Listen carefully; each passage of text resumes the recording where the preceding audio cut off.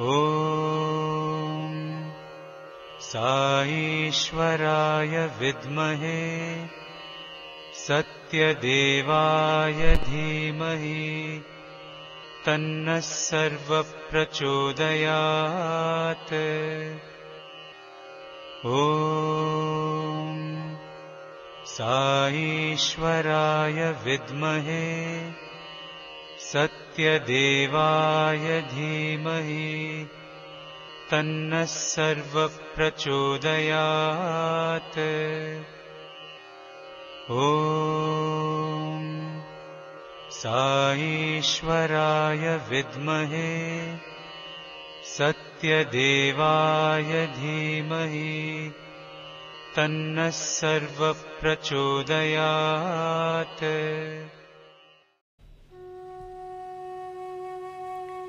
जय साईं राम।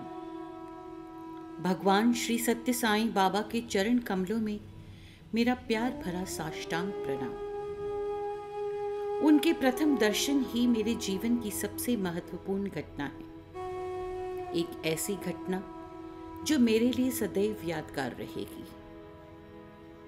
वे हर क्षण, हर पल, पग पग पर मेरे साथ हैं। शुक्रिया स्वामी, हर चीज के लिए आपका शुक्रिया।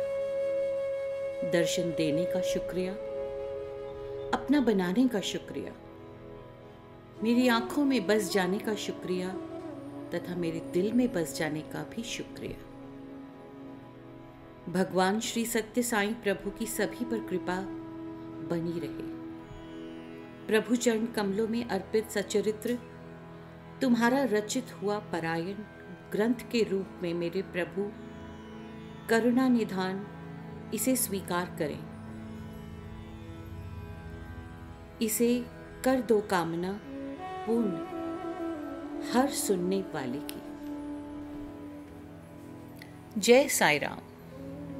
तपोवन परायण अध्याय 13। परमं विचित्रम लीला विभूतिम। मुझसे सृजित की गई विभूति दैवत्व का स्पष्ट प्रत्यक्ष प्रकटन है, जो प्रबल महत्व का लाक्षणिक संकेत है। यह शाश्वत ब्रह्मांड का एवं भगवान के अनन्य रूपों का और शाश्वत स्वभाव का संकेत है। यह जीवन मृत्यु के चक्र का संकेत है, जिसमें हर वस्तु अंततः राख में बदल जाती है। आध्यात्मिक दृष्टि से यह भक्त को सचेत करती है कि वह अपने इच्छाओं, आकर्षणों और बंधनों को पूजाग्नि में समर्पित करें, जिससे वह भाव, वाक एवं कर्म में शुद्ध हो जाएगा। यह विभूति दैवत्व का प्रतीक है। बाबा। कैंसर छू मंत्र। प्रशांति निलयम में एक बार एक वकील आया। उसको तंबाकू पीने की बड़ी लत थी। फलतः वह गले के कैंसर का रोगी बन गया। डॉक्टरों ने ऑपरेशन के साथ ही विकीर्ण तथा कीमोथेरेपी की सलाह दी। इलाज शुरू करने से पूर्व उसने स्वामी की अनुमति लेने का विचार किया। स्वामी ने उसे साक्षात्कार के लिए बुला दिया। साक्षात्कार के दौरान स्वामी ने उसे दोनों हाथ मिलाकर अंजलि बनाने को कहा तथा उसके बाद इतनी विभूति सृजित की कि वकील की अंजलि भर गई। तब करुणा सागर स्वामी ने उसको सारी विभूति एक बार में ही खाने को कहा। विभूति रंग में काली तथा स्वाद में निहायत कड़वी थी। स्वामी ने बड़े प्रेम से उसकी अनिच्छा के बावजूद अपने सामने ही उसे सारी विभूति खिला दी। साक्षात्कार के बाद वकील कॉफी पीने कैंटीन में गया। वहां उसकी निगाह ताजे पकौड़ों पर पड़ गई। उसका जी ललचा गया और वह एक प्लेट भर पकौड़े खा गया। गले में दर्द के कारण वह काफी समय से तेज भूख लगने पर भी कुछ खा नहीं सकता था, लेकिन अब उसने पाया कि वह मजे से जी भरकर खा सकता था। इससे उसको आश्चर्य हुआ। कैंसर प्रभावित भाग को छूकर देखने को अपनी उंगली गले में रखी।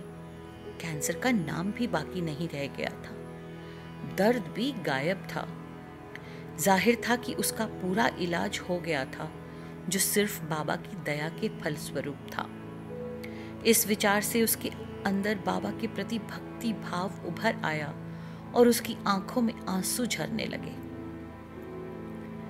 दूसरे रोज स्वामी ने फिर से उसको साक्षात्कार के लिए बुलाया।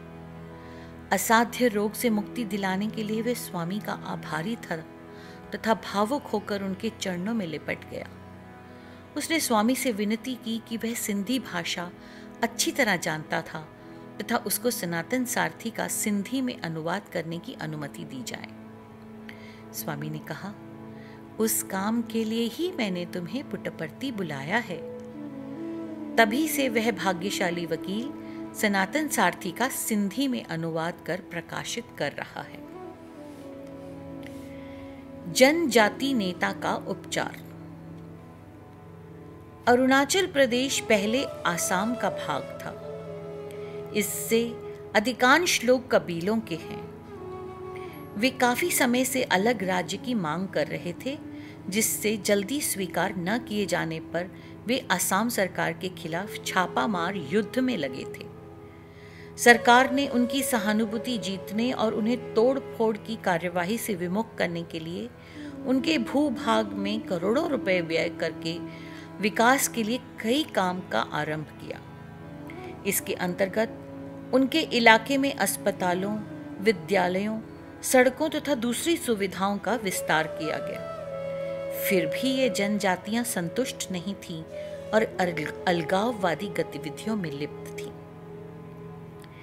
इस दौरान इन जनजातियों का एक नेता ऐसी बीमारी से पीड़ित था जिसका अता पता नहीं चल पा रहा था। उसके इलाज पर सरकार ने काफी खर्च किया।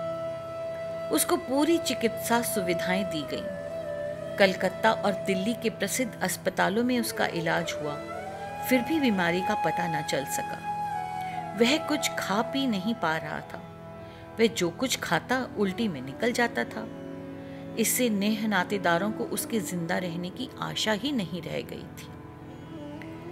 राज्य के गृह सचिव श्री राजा का ख्याल था कि यदि रोगी को भगवान बाबा की दैवी उपस्थिति में ले जाएं, तो संभव है कि वह स्वस्थ हो जाए।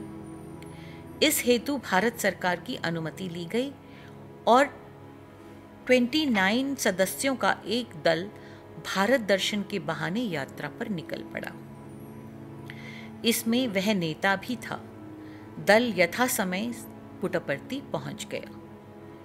वे सभी दर्शन सभा में बैठे थे कि बाबा सीधे उनके पास पहुंचे और हिंदी में पूछने लगे, तुम लोग कहां से आए हो? राजा ने जवाब दिया कि वे सभी आसाम राज्य से आए हैं। तो बाबा ने अंग्रेजी में कहा, अंदर चले जाओ। वे सभी अति प्रसन्न थे और खुशी खुशी साक्षात्कार कक्ष में चले गए। दर्शन सभा की समाप्ति पर बाबा अंदर आए। उन्होंने विभूति सृजित कर बीमार नेता को खाने को दी। तदुपरांत अपने आसन पर बैठने के बाद स्वामी ने पूछा, तुम लोग यहाँ कैसे आए हो? राजा ने सूचित किया, हम आपके दर्शन के लिए आए हैं। इसके अलावा इन जनजाति नेता को पेट की कोई बीमारी है। कई किस्म के इलाज से भी कोई फायदा नहीं हुआ। कलकत्ता और दिल्ली के डॉक्टरी जांच भी की गई, परंतु बीमारी का पता न लग सका। इनके पेट में भोजन रुक ही नहीं सकता है।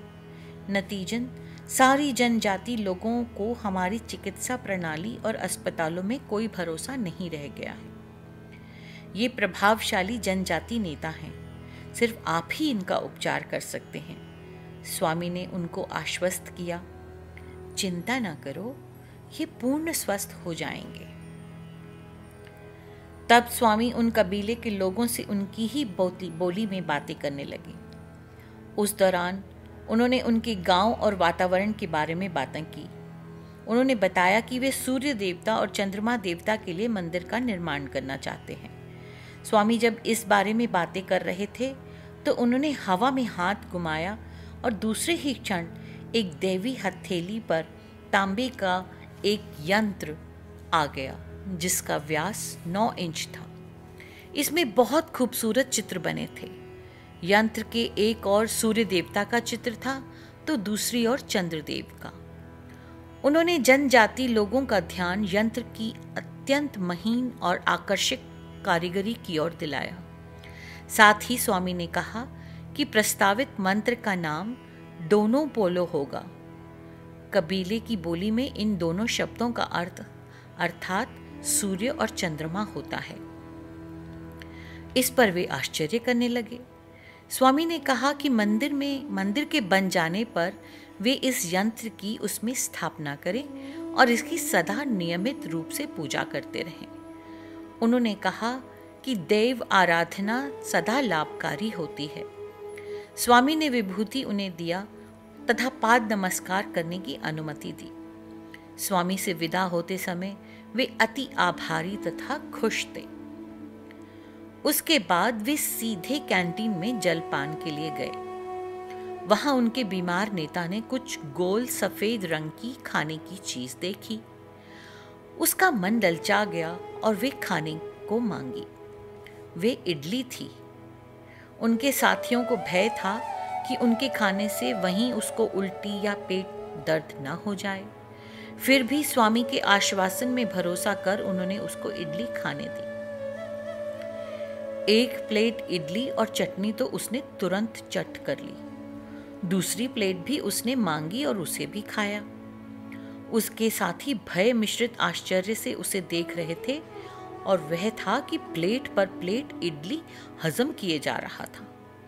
एक ही बार में वह 32 इडली खा चुका था। कई दिनों से वह ठोस भोजन नहीं कर सका था। अब भगवान की कृपा से उसे खाना नसीब हो रहा था तो वह खाते ही चला गया। वह स्वामी की अनुकंपा का चमत्कार ही था। स्वामी से यह जनजाति नेता इस कदर प्रभावित था कि वह अपने साथियों से बोला, वे कोई साधारण इंसान नहीं है। उनकी विभूति लेते ही मैं चुटकियों में सालों की भयानक बीमारी से मुक्त हो गया हूं। इसमें कोई शक नहीं है कि वे भगवान के अवतार हैं। हम अपने देवताओं के लिए जिस मंदिर का विचार कर रहे थे उसके बारे में उन्होंने बातें की और एक यंत्र सृजित कर हमें दिया। हमें उनकी शरण में जाना चाहिए और उनके कहे अनुसार ही काम करना चाहिए। साईं भगवान की दिव्य विभूति ने कबीले के नायक का पल भर में इलाज कर दिया। जब हमें भगवान की दया के ऐसे दृष्टांत सुनने को मिलते हैं तो हम अनायास ही उनके पावन चरणों पर नतमस्तक होते हैं। विभूति की विचित्र लीला। विभूति श्री सत्य साईं बाबा की विशेषता है। इससे लाइलाज बीमारियों के अलावा आश्चर्यजनक तरीके से दूसरी आवश्यकताओं की पूर्ति भी हो जाती है। पैटरसन कनाडा के अति सफल व्यापारी थे जिन्हें अपने व्यवसाय के सिलसिले में दुनिया भर की यात्रा करनी पड़ती थी। ऐसी ही एक यात्रा के दौरान वे भारत आए थे और यहाँ प्रोफेसर भगवंतम के पुत्र डॉक्टर बालकृष्ण से मिले। डॉक्टर बालकृष्ण ने उन्हें अपने घर आमंत्रित किया। वहां पैटरसन ने पूजा घर में एक आसन पर बड़ी सज-धज के साथ रखा स्वामी का चित्र देखा। इससे पैटरसन आकर्षित हुए और उन्होंने अपने मेजबान से उनके बारे में पूछा तो डॉक्टर बालकृष्ण ने उनको बाबा की दैवी शक्तियों और उनके करुणा, प्रेम और दया के दृष्टांत सुनाए।